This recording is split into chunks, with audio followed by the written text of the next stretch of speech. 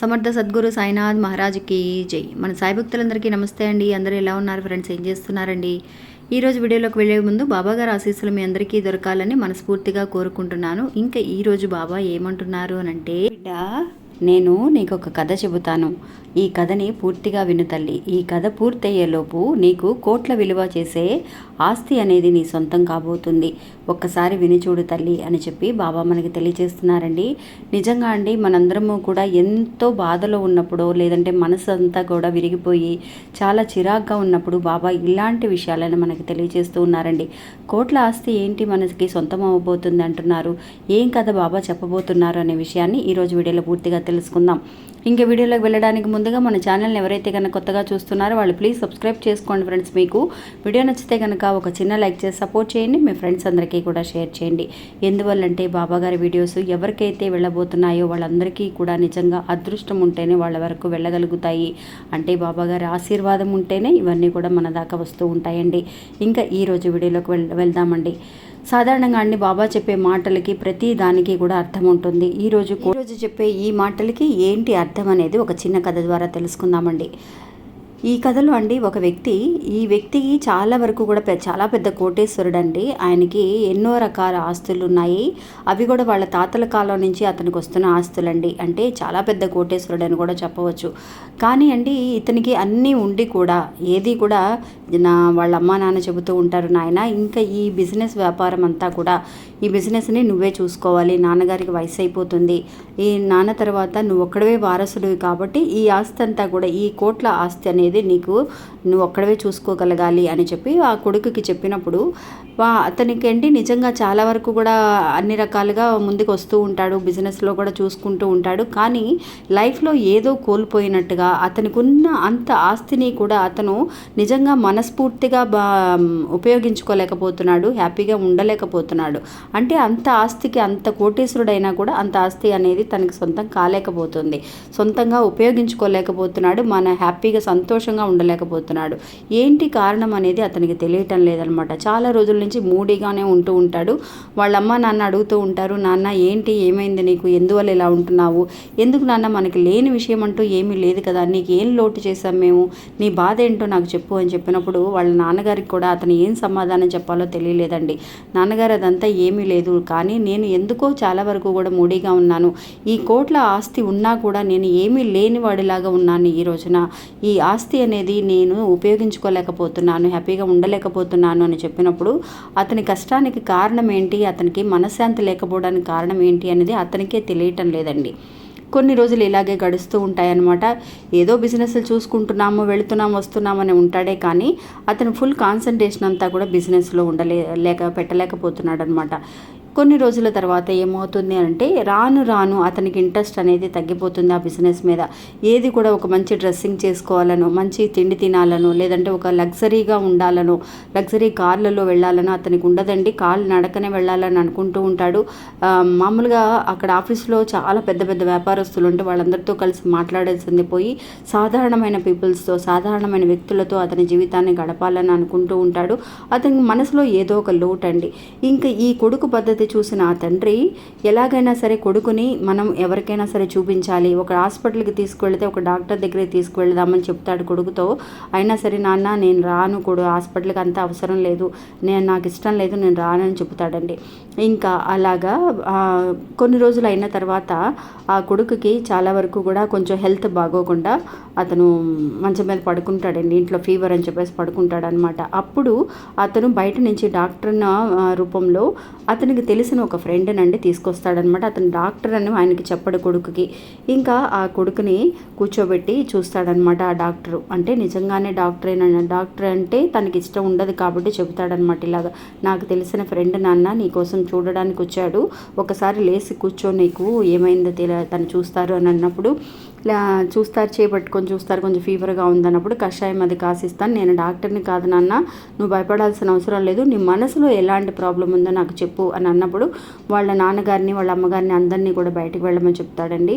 అతన్ని కూర్చోబెట్టి చాలా ఫ్రీగా రిలాక్స్గా మాట్లాడు, నేను ఒక ఫ్రెండ్ లాగా మాట్లాడు నాతో అని చెప్పినప్పుడు అతను చెప్తాడండి, సార్ నాకు ఏం చెప్పాలి, ఎలా చెప్పాలో కూడా నాకు తెలియట్లేదు. కొన్ని రోజుల నుంచి మైండ్ అస్సలు నాకు చాలా డిస్టర్బెన్స్గా ఉంటుంది, ఎందువల్ల నాకు అర్థం కావట్లేదు అని అన్నప్పుడు, ఇంత ఆస్తి ఉండి అసలు ఆస్తి సంపాదించడం అనేది చాలా కష్టం. అలాంటిది మీ నాన్నగారు వాళ్ళు నీకేమీ లోటు పెట్టలేదు, అయినా సరే ఎందుకు ఇలా ఫీల్ అవుతున్నావు అని అన్నప్పుడు, సరే అయితే నీకు ఒక 5 విషయాలు చెబుతాను జీవితంలో, ఇవి నీకు ఉపయోగపడతాయా ఏంటో అని చెప్పి నువ్వు ఆలోచించుకో అని చెప్పేసి నాకు తెలిసినంత వరకు 5 విషయాలు నీకు తెలియజేస్తాను అని చెప్పి ఈ 5 విషయాలు సలహా ఇస్తాడండి. ఏంటి ఆ 5 విషయాలు అని అంటే, అతను ఈ పెద్ద మనిషి మాట్లాడుతూ ఉన్నప్పుడు ఆ పిల్లవాడు చాలా చిన్న వయసేనండి, ఇంకా మ్యారేజ్ కాలేదు, బిజినెస్ చూసుకుంటున్నాడు అని అంటే చిన్న వయసే అతనికి. సరే చెప్పినప్పుడు ఆలకిస్తాడండి. దాంట్లో ఫస్ట్ విషయం ఏంటి అని అంటే, చూడు నాన్న, జీవితంలో ఏదైనా సరే కష్టమైన నష్టమైన లాభమైన నష్టమైనా సరే ఏదైనా కూడా నిరంతరం కాదు, ఇదే జీవితాంతం ఇలాగే ఉండిపోతుందేమో అని చెప్పి నువ్వు ఆలోచించాల్సిన అవసరం అనేది లేదు. ఇది అక్షరాల నిజమండి. మన జీవితంలో ఏం జరిగినా సరే ఇప్పుడు సంతోషంగా ఉన్నాము అంటే ఇలాగే పర్మనెంట్గా స్థిరంగానే సంతోషంగానే ఉంటామని అర్థం కాదు. ఒకవేళ బాధలో ఉంటే అలాగే బాధల్లోనే ఉంటామని అర్థం కాదు. ఏదైనా సరే సిచ్యువేషన్ మారుతుంది. ఒకవేళ బిజినెస్లో మీ నాన్నగారికి లాభాలు వచ్చినా లాభాల నుంచి నష్టాలకి, నష్టాల నుంచి లాభాలకి జీవితం మారుతుంది అనేది ఒక విషయం నువ్వు మనసులో పెట్టుకోవాలి అని చెప్పి చెప్తాడండి. ఇంకా రెండో విషయం, మనం ఎవరినైనా సరే ఎవరిని కూడా అంటే వాళ్ళని ఎగతాళి చేసినట్టుగా గానో, వాళ్ళ గురించి కంప్లైంట్ చేస్తున్నట్టుగానో మనం ఎవరి గురించి కూడా మనం ఆలోచించడమో చేయకూడదు. పర్టికులర్గా ఒక పర్సన్ గురించి, అంటే అది ఎవరైనా కానీ, ఫ్రెండ్స్ అయినా కానీ, అమ్మా నాన్న అయినా కానీ, వాళ్ళు మనకేం చేశారు, వీళ్ళేంటి ఇలా ఉన్నారు అలా ఉన్నారన్న ఫ్రెండ్స్ని కూడా లోపాలు చూపించకూడదు, వాళ్ళని గుచ్చినట్టు మాట్లాడకూడదు అనేది రెండో విషయం. ఇంకా మూడో విషయం అండి, ఎప్పుడు కూడా నీకు మనసు అనేది బాగోలేదు, మనసులో వచ్చేసి పదే ఏదో ఒక ఆలోచనలు వస్తున్నాయి, నేను ముందుకు సాగలేకపోతున్నాను, మనసులో బాధ అని అనుకున్నావు అని అంటే కనుక నిజంగా నీ మనసులో ఏదో ఒక గాయం అనేది ఉంది. ఆ గాయం అనేది నీ మనసుని మార్చబోతుంది, నువ్వు స్టాండర్డ్గా నిలబడబోతున్నావు అని అర్థం. నీ మనసు అనేది స్ట్రాంగ్గా అవుతుంది అని చెప్పి అనుకోవాలే కానీ నువ్వు బాధపడాల్సిన అవసరం లేదు. అంటే అండి, ఏదైనా కష్టాలు ప్రాబ్లమ్స్ వచ్చినప్పుడు అయ్యో నాకు ఎందుకు ఇలా జరిగింది అని బాధపడతాం. కానీ అండి అది ఎందుకు అంటే ముందు మనకి ఎలాంటి కష్టాలు వచ్చినా కూడా భరించగలిగే శక్తి మనకి రాబోతుందని అర్థం. ఒక దెబ్బ తగిలింది అనుకోండి, ఫస్ట్ అయ్యో ఇంత పెద్ద దెబ్బ అనుకుంటాం, ఆ తర్వాత అదే దెబ్బ మళ్ళీ తగిలినప్పుడు మనం ఓర్చుకోగలిగే శక్తి ఎలా అయితే మనకు వస్తుందో జీవితంలో కూడా అంతే నాన్న అని చెప్పి ఆ 3 విషయాలు చెప్తాడండి. ఇంకా 4వ విషయం అండి, ఎప్పుడు కూడా నువ్వు జీవితంలో వచ్చే ఆటుపోటుల గురించి నువ్వు చూసి బాధపడాల్సిన అవసరం అనేది లేదు. జీవితాన్ని ఇలాగే ముందుకు తీసుకువెళ్ళాలి అన్న ఆలోచనతోటే ఉండాలే కానీ ఇలా వచ్చింది ఈ సమస్య ఇలాగే స్థిరంగా ఉండిపోతుందేమో అని నువ్వు భయపడాల్సిన అవసరం లేదు అని చెప్పి చెప్తాడండి. ఇంకా చివరి పాయింట్, 5వ పాయింట్ ఏంటి అని అంటే, ఎప్పుడూ కూడా ఎక్కువగా సంతోషించకూడదు, మనం ఎక్కువగా బాధపడకూడదు. ఈ విషయం మటుకు నువ్వు గుర్తుంచుకోవాలి. బాగా లాభాలు వచ్చేసినా లేదంటే ఎక్కువ సంతోషంగా ఉన్నా కూడా ఆ సంతోషంలో నేను ఏం చేస్తున్నానో మనకే తెలియట్లేదు, అందరినీ పిలుచుకురావడం, ఇష్టం వచ్చినట్టు సహాయం చేయడం, అలాగ మన సంతోషంలో ఉంటే మనం మన కంట్రోల్లోనే ఉండలేకపోవడం, అలా కాకుండా అలాగా ఉండకూడదు. ఎంత కష్టం వచ్చినా కూడా ఆ కష్టాన్ని చూసి అయ్యో నాకు కష్టం వచ్చేసింది, ఈ కష్టం నుంచి నాకు ఇది రాకూడదు, అసలు నేను ఇది ఎదురు చూడకూడదు అని అనుకోకూడదు. జీవితంలో ఏమున్నా లేకపోయినా సరే మార్పులు అనేవి ఖచ్చితంగా వస్తూ ఉంటాయి. మార్పు అనేది స్థిరమైనది, జీవితానికి ఎలాంటి సిచ్యువేషన్ అయినా సరే మారుతుంది అని చెప్పి అది నువ్వు మైండ్లో ఫిక్స్ చేసుకో. అప్పుడు నువ్వు ఖచ్చితంగా ఏదైనా సరే యాక్సెప్ట్ చేయగలుగుతావు అని చెప్పి ఆ పెద్ద ఆయన అతనికి చెప్తాడండి. అతను చెప్పిన ఈ 5 మాటలు కూడా అతనికి చాలా బాగా మైండ్లో స్ట్రాంగ్గా స్థిరంగా బలపడిపోతాయన్నమాట. చెప్పగానే అతని మైండ్లో ఏదో ఒక తెలియని ఆలోచన అండి. అతను ఇన్ని రోజుల నుంచి ఏం పోగొట్టుకున్నాడో, ఏం మిస్ చేసుకున్నాడో అనుకునేది అతను అర్థం చేసుకోగలుగుతున్నాడు. తనకి ఇంత ఆస్తి ఉన్నా కూడా, ఆస్తిని సంపాదించి ఉన్నా కూడా అది అనుభవించలేకపోతున్నాడు అని అంటే కనుక అతని మనసులో కొంత కన్ఫ్యూషన్ అనమాట.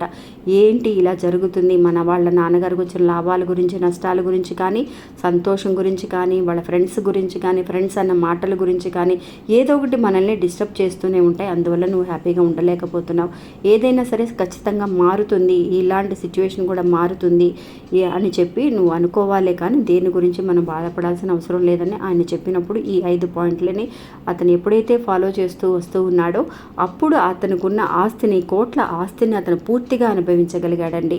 నిజంగా తను అనుభవిస్తూ ఉన్నాడు. తన చుట్టూ ఉన్న వాళ్ళని కూడా ఎక్కువగా ఎవరి మీద కూడా కాన్సన్ట్రేషన్ లేకుండా, ఎక్కువగా ఎవరి మీద కూడా మనం ఇంట్రెస్ట్ చూపించకుండా, అందరితోనూ ఈవెన్గా, అందరితోనూ సమానంగా మనం కనుక కనుక ఉండగలిగితే నిజంగా ఎవరి మీద కూడా ఎలాంటి కోపాలు ఉండవు, తాపాలు ఉండవు, మనం బాధపడాల్సిన అవసరము ఉండదు, ఈజీగా తీసుకోగలిగే శక్తి అనేది మనకి రాగలుగుతుంది అని చెప్పి అతను నమ్మగలిగాడండి. అప్పుడే ఆ కోట్ల ఆస్తి కూడా అతనికి సొంతమవుతుంది. మన అందరిలో కూడా ఇలాంటి ప్రాబ్లమ్స్ ఎంతోమందికి ఉన్నాయండి.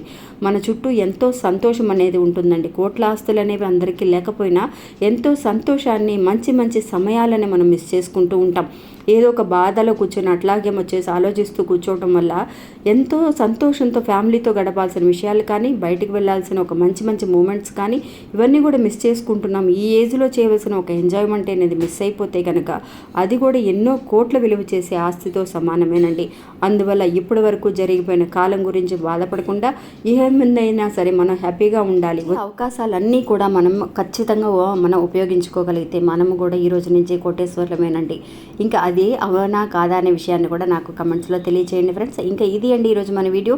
ఈ వీడియో కూడా మీ అందరికీ ఎంతో నమ్మకాన్ని, ధైర్యాన్ని ఇస్తుందని అనుకుంటున్నాను. నచ్చితే కనుక ఒక చిన్న లైక్ చేసి సపోర్ట్ చేయండి. మీ ఫ్రెండ్స్ అందరూ కూడా షేర్ చేయండి. మళ్ళీ మంచి ఇంకో వీడియోలో మళ్ళీ కలుస్తాను. అంతవరకు సెలవు. నమస్తే. ఓం సాయిరామ్.